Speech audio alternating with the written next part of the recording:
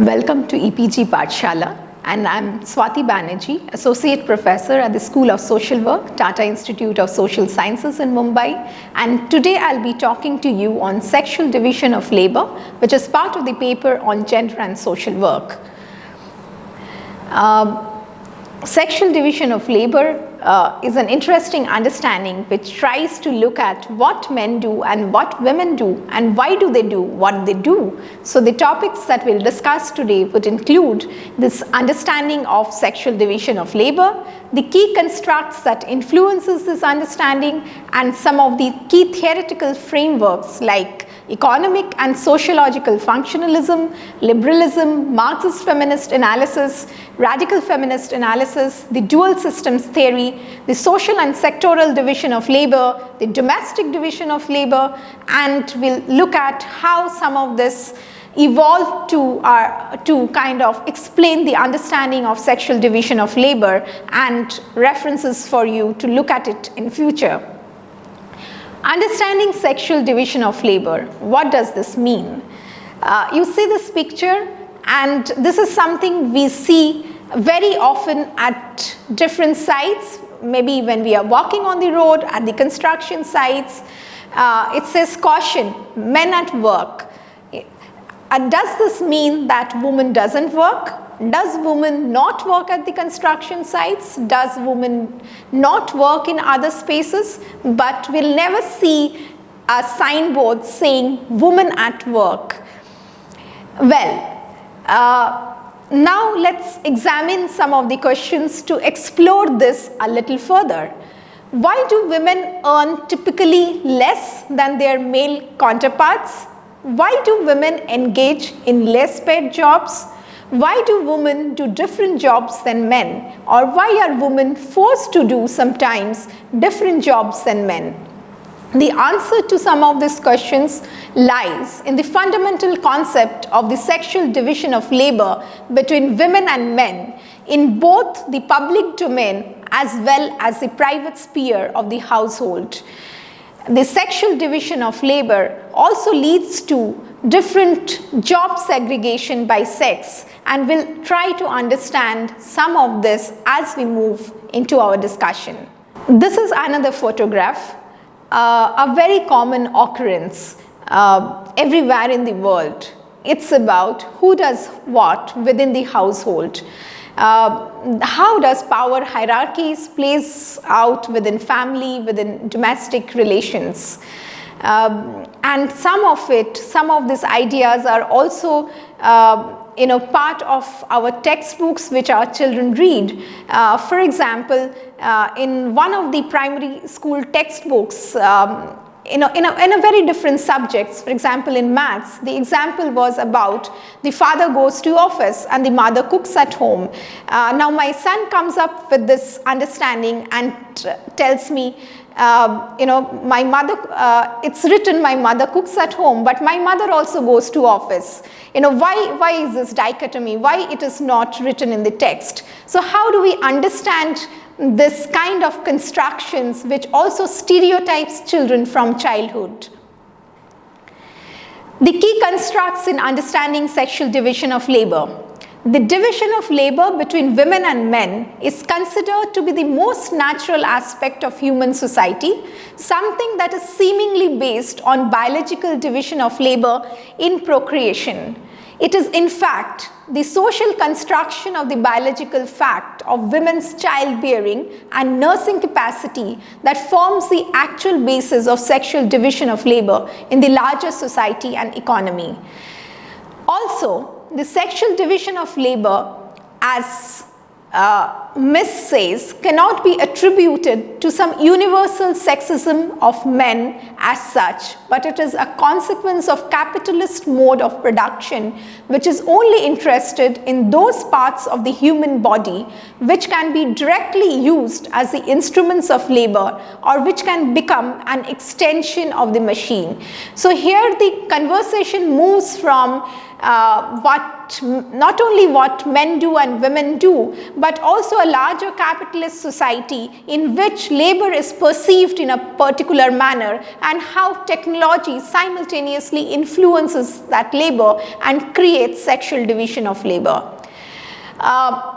Some of the theoretical frameworks which influences our understanding of sexual division of labor would be, for example, the economic and sociological functionalism. Functionalists argue that women get paid less than men because they have less skill and labor market experience and fewer qualifications than men, and as a consequence of the differential time allocation by men and women in the households. Now, this is a functionalist idea that men have skills, so they get better jobs. Women don't have skills, they get not so better jobs. But here it's very important to contest this functionalist idea and ask why. Why do women have to drop out from schools? Why do women have lesser skills? Why do women not get better paid jobs? So the very fact that they're denied certain kind of education, the very fact that they're denied certain kind of skills training itself talks about a patriarchal structure leading to sexual division of labor. Also, the human capital theorists, for example, assume that people get paid according to their value or worth as understood by the employer. They are of the option that women have less human capital than men, and because of their position in the family. Now, this theory argues that since women play, again, it kind of tries to answer that why. It argues that because women play the chief homemaker role in the household, they spend less time in paid employment and hence acquire less human capital and less pay than men. And it again leads to a lot of stereotypes. I remember long time back when I had gone for one of the interviews for a job, one of the questions to me was, "Are you married?" Now, that's not a question which is usually asked to a man. Why such questions are asked to women? Essentially because the underlying assumption would be, if you are married, then you would be more involved in household responsibilities, and therefore the kind of time that you might allot to your office work would be less, and therefore they might choose a man over a woman. The major theoretical problem of the human capital theory is that it is based on the assumption of a perfect labor market in which employers pay the employees according to their worth. And as we know, in a capitalist neoliberal society, there's nothing like a perfect labor market. A lot of other feminists argue that the main source of wage differentials is the job segregation that is determined by the sex. The other key theoretical construct that explains sexual division of labor is liberalism. Many of these theorists use the notion of cultural differentiation between men and women as the leading cause of disadvantages faced by women at work. For example, they argue that cultural pressures and organizational features results in less success among women than men in reaching the upper echelons of these institutions. Through her study, some of this feminist shows that how management ethics in primarily masculine and workspaces slots job hierarchy and gender specific role in a particular manner, preventing a person from other sex or preventing a woman from gaining access to such a position.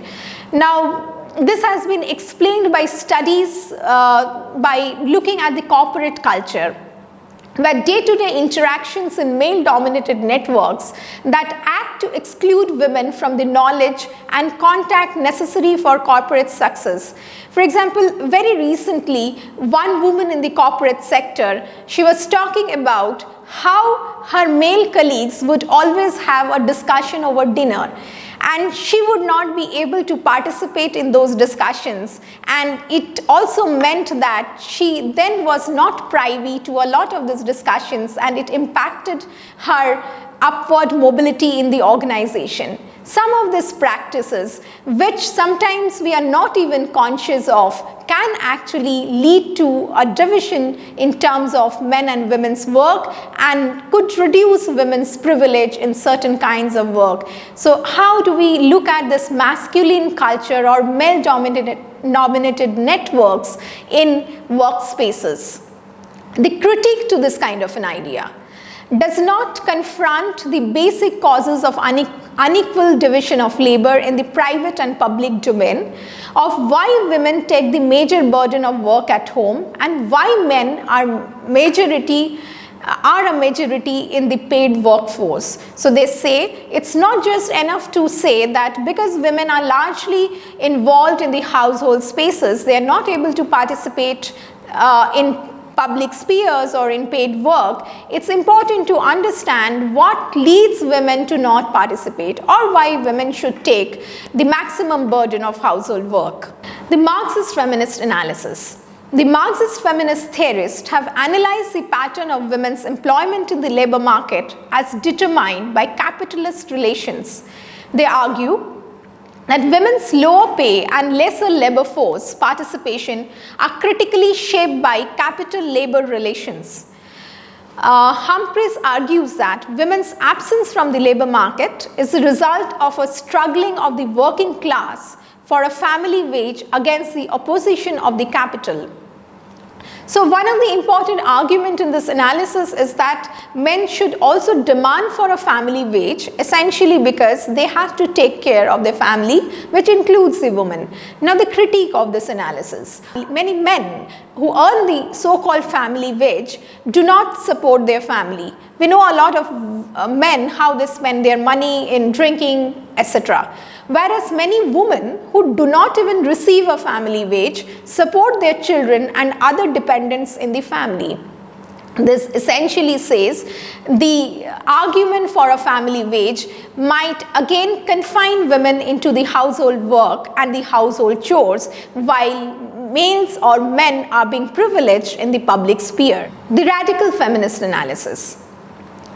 Radical feminists have written very little about women in paid employment, and the focus of their empirical work has been mostly in the understanding of sexuality and violence. They have made important contributions, however, to the understanding of the issues of sexual harassment, especially sexual harassment at the workplace. Stanko, in 1988, addresses the significance of sexual harassment for occupational segregation. The sexual harassment, she says, is used as a tool to maintain occupational closure against women. Sexual harassment at workplace, as we all know, is a daily reality in the lives of many women. It's not only, it doesn't only happen in offices, in the corporate sector. It also happens at different work sites. For example, if a tribal woman is working at the brick kiln, for a woman from a nomadic tribe, it's a reality that is all-encompassing, and we need to understand this reality to be able to understand and see why this happens to women and how this restricts women's spaces in the workplace, and how this also continuously creates a fear amongst women to be able to participate in the workforce. Dual systems theory. Hartman argues that since patriarchy predates capitalism, patriarchal relations in paid employment cannot simply be understood in terms of capitalism. So largely, the dual systems theory essentially talks about both patriarchy and capitalism and how it influences each other to create the sexual division of labor. But they privilege patriarchy because they say patriarchy has evolved much earlier and it transcends into capitalism. Central to her understanding of gender relations in employment is the job segregation again by sex. She is of the opinion that men are able to exclude women from better paid jobs and create this glass ceiling and keep them at a disadvantage. And men can primarily do this essentially because they are better organized than women in terms of their participation in trade unions, which exclude a large number of women. Now again the question would be, Why are women not part of these unions or trade unions? It would go back to the argument that women are largely confined to their household or household chores, and it's still considered as a primary responsibility, and therefore they would just do what is important in terms of their work and would not spend extra time in participating in unionizing and other activities. When men are in better paid jobs and then they are able to, the argument is they are able to marry women in their favorable terms. For example, we all know how it plays out in India, and if we look at the matrimonials, for example, a man having in the IS would want a certain kind of woman who would be very beautiful, etc., etc. Within the Indian context, it also leads to certain kind of dowry. Well, so they better paid men have women of their choice, and this woman would do all the housework for them and take care of their children. Women who are financially dependent on their husbands, therefore, cannot refuse, and men's access to better employment opportunities also results in them earning the so-called family wage. So it's actually a vicious cycle. Men in better paid jobs, having women who are confined to the households, this woman being dependent on the men, doing the household work for men, and then men blaming capitalism and saying that they need a family wage or better wages. Well, capitalism is definitely something which needs to be looked at and needs to be unpacked, because it causes difficulty to many marginalized groups, but simultaneously the argument here is please don't ignore patriarchy and the power relations and how that combines to create this sexual division of labor. The social and sectoral division of labor. Social division of labor between women and men refers to the fact that throughout society, women are held responsible for domestic tasks like we have discussed, cooking, cleaning, raising of children, whereas men are usually exempted from this task. And if they do this task, they are helping. For example, if let's say in a nuclear family, husband is doing a lot of things, people would usually say, you have such a wonderful husband, he is idolized. But if the woman is doing all the work, they wouldn't say you are doing wonderful work, because it's your work and you have to do it. Sectoral division of labor, on the other hand, refers to the fact that within specific sectors of a given economy, agricultural or industrial sector, a hierarchical division of labor is maintained and perpetuated between women and men. Whereas the former is universal in nature, that's the social division of labor, and is fixed, often fixed. The later, that is the sectoral division of labor, changes over a time according to the need to preserve male power and privilege over women. Men's monopoly also over the instruments of technology in production is identified by feminist scholar as a means to enforce male dominance and perpetuate the sexual division of labor. And they say it's actually a new addition to preserve and perpetuate sexual division of labor. Manual work and operations performed with the help of technology lead to sexual division of labor and leads to distinctions in labor types, for example, skilled, semi-skilled and unskilled tasks. And we end up in a situation where women are largely unskilled and end up as unskilled workers, and therefore there is a wage difference. Domestic division of labor. You can see this picture, and a little girl is telling her mother, Mama, how come daddy never cooks or clean? Well, it's a very common feature in many of the households. The domestic or the household division of labor refers to the distribution of responsibilities and tasks between different family members necessary for the maintenance of the household or domestic spaces or home. The traditional domestic division of labor is that in which men have the primary responsibility for working outside in exchange for a wage, and women undertake the responsibility of managing the household work, cleaning, cooking, all of that. And this, as I said, is also reinforced through the textbooks and through other spaces. And also another critique of it would be that, though we are talking about, men as wage earners and women as working within the households, that kind of a division of labor, but also often what is ignored in this kind of a discussion is that not all women have the privilege to stay within the household and do household work. Most marginalized women have to work every day, and that kind of work gets neglected. And within that kind of work, the wages that they get is much lower than that of men. They're largely unskilled, and there's a lot of sexual harassment. There is usually that kind of discussion usually doesn't happen within this mainstream feminist discourse or understanding of sexual division of labor. Now, the other understanding here is also that in contrast to men, the work done by women is, as sexual division of labor theorist argument, is unpaid and hence considered unproductive because it is performed within the confines of the home. It is the domestic division of labor that acts to weaken women's position in the labor market, and similarly, the hierarchical division of labor in the household is perpetuated by the labor market. So it interacts with each other, and ultimately it's woman who suffers. To conclude this discussion about who does what, why they have to do what they do, as we started with, we have tried to look at the way sexual division of labor plays out in different spaces within the household, in the public sphere, and what are the norms and values that guides this division of labor. We have discussed the history and social origins of the sexual division of labor, and we have attempted to understand the concept through different theoretical perspectives.